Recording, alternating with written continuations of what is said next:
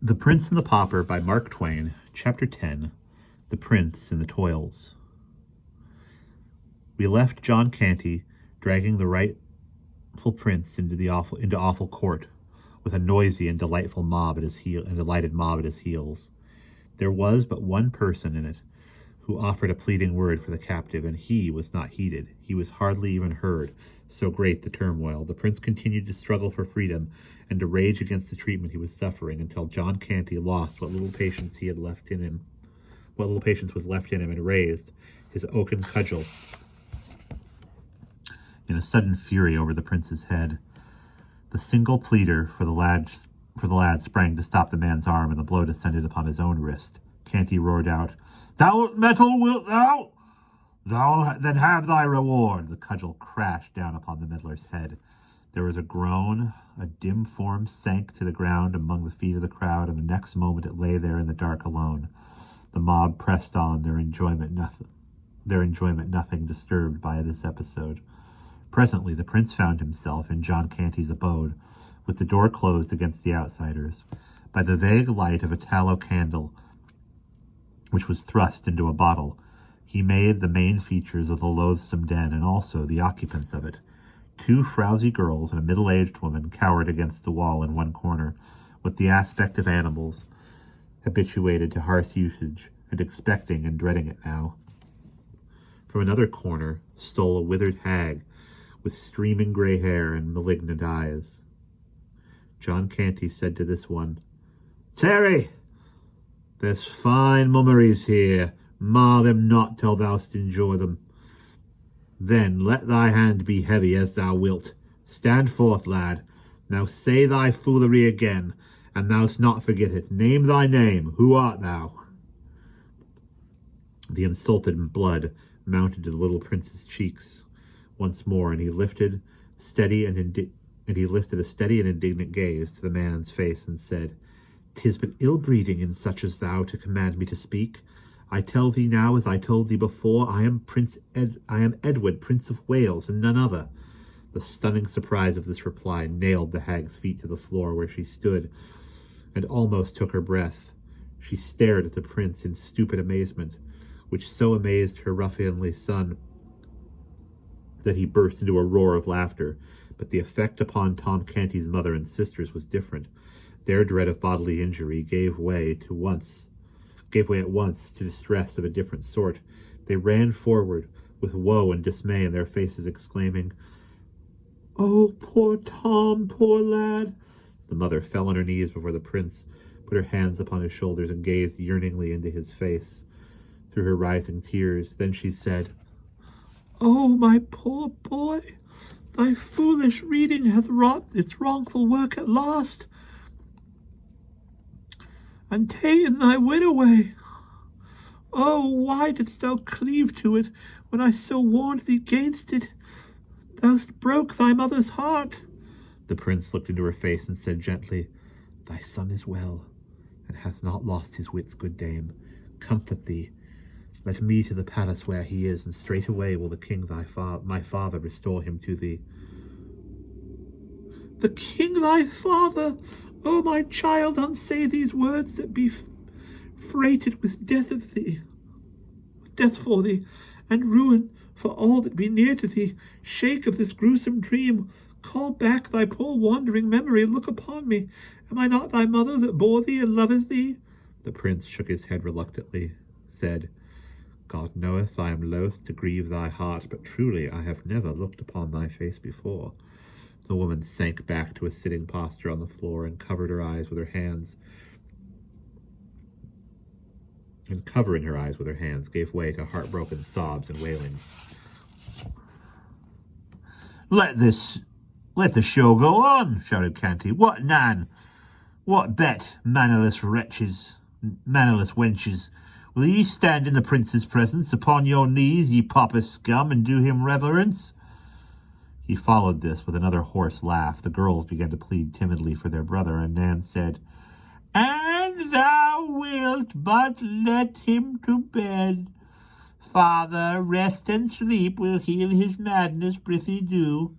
"Do, father," said Bet. he is no more worn than is his wont. Tomorrow will he be himself again, and will beg with diligence, and not come empty home again. This remark sobered the father's joviality, and brought his mind to business. He turned angrily upon the prince and said, "The morrow must we pay 2 pennies to him that owns this hole. 2 pennies, mark ye. All this money for half a year's rent, else out of this we go. Show what thou'st gathered with thy lazy begging," the prince said. "Offend me not with thy sordid matters. I tell thee again, I am the king's son." A sounding blow upon the prince's shoulder from Canty's broad palm sent him staggering into goodwife Canty's arms, who clasped him to her breast and sheltered him from a pelting rain of cuffs and slaps by interposing her own person. The frightened girls retreated to their corners, but the grandmother stepped forward eagerly to assist her son. The prince sprang away from Mrs. Canty, exclaiming, "Thou shalt not suffer for me, madam. Let these swine do their will upon me alone." This speech infuriated the swine to such a degree that they set about their work without waste of time. Between them they belaboured the boy right soundly, and gave the girls and their mother a beating for showing sympathy for the victim. "Now," said Canty, "to bed, all of ye. The entertainment has tired me."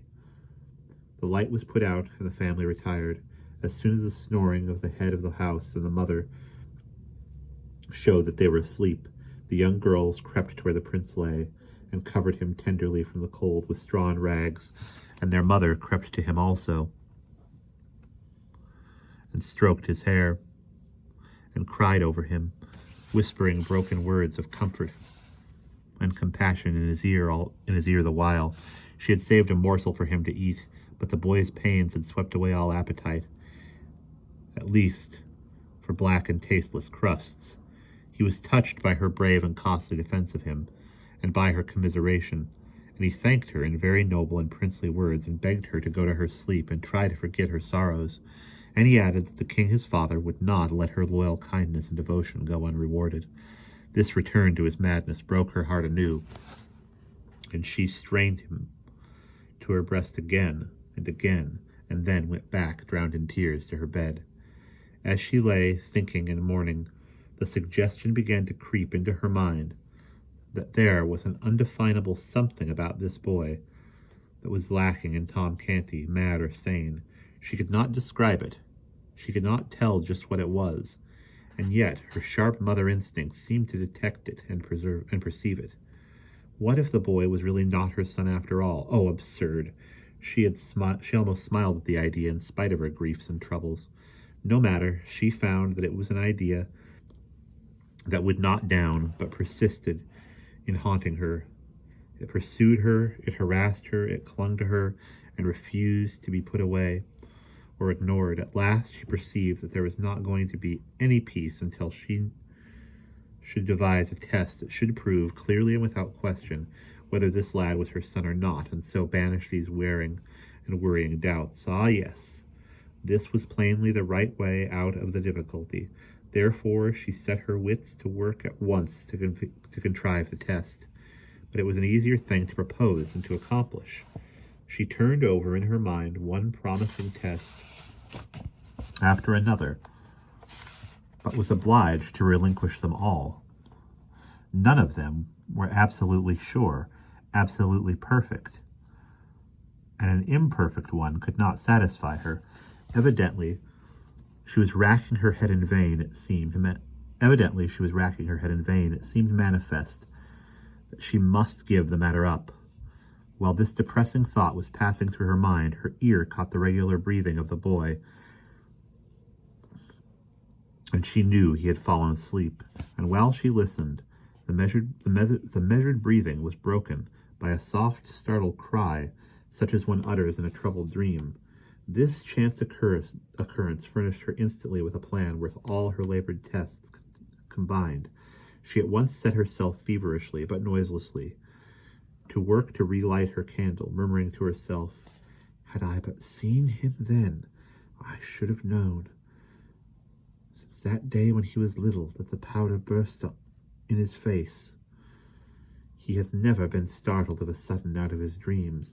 or out of his thinkings, but he hath cast his hand before his eyes, even as he did that day, and not as others would do, with the palm inward, but almost with the palm turned outward.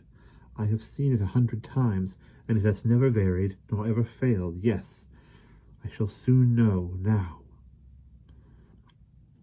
By this time she had crept to the slumbering boy's side, with the candle shaded in her hand.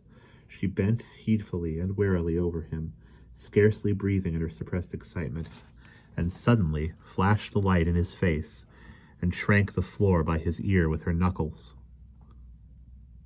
And struck the floor by his ear with her knuckles. The sleeper's eyes sprang open, and he cast a startled stare about him, but made no special movement with his hands. The woman was smitten, almost helpless with surprise and grief, but she contrived to hide her emotions and to soothe the boy to sleep again. Then she crept apart and communed miserably with herself upon the disastrous result of her experiment. She tried to believe that her Tom's madness had banished this habitual gesture of his, but she could not do it. No, she said, his hands are not mad. They could not unlearn so old a habit in so brief a time. Oh, this is a heavy day for me. Still, hope was as stubborn now as doubt had been before. She could not bring herself to accept the verdict of the test. She must try the thing again. The failure must have been only an accident, so she startled the boy out of his sleep a second and a third time, at intervals, with the same result which had marked the first test. Then she dragged herself to bed and fell sorrowfully asleep, saying, "But I cannot give him up. Oh no, I cannot. He must be my boy." The poor mother's interruptions having ceased, and the prince's pains having gradually lost their power to disturb him, utter weariness at last sealed his eyes in a profound and restful sleep. Hour after hour slipped away, and still he slept like the dead. Thus 4 or 5 hours passed. Then his stupor began to lighten. Presently, while half asleep and half awake, he murmured, "Sir William." After a moment, "Sir William Herbert, hie thee hither, and list to the strangest dream that ever. Sir William, dost hear? Man, I did think me changed to a pauper, and... Ho there, guards! Sir William, what? There is no groom of the chamber waiting, alack! It shall go hard with... What aileth thee? Asked a whisper near him. Who art thou calling? Sir William Herbert, who art thou? I? Who should I be but thy sister Nan? Oh, Tom, I had forgot. Thou art mad yet, poor lad. Thou art mad yet. Would I had never woke to know it again, but prithee master thy tongue, lest we all be beaten till we die. The startled prince sprang partly up, but a sharp reminder from his stiffened bruises brought him to himself, and he snuck back among his foul straw with a moan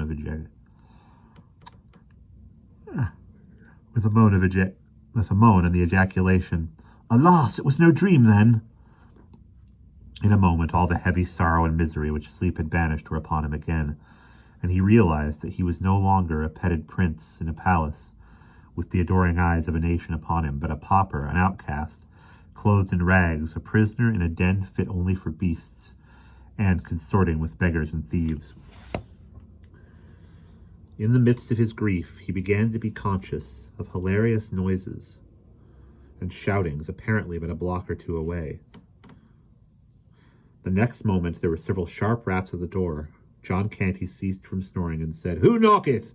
What wilt thou?" A voice answered, "Knowest thou who it is thou laid thy cudgel on?" "No, neither know I nor care."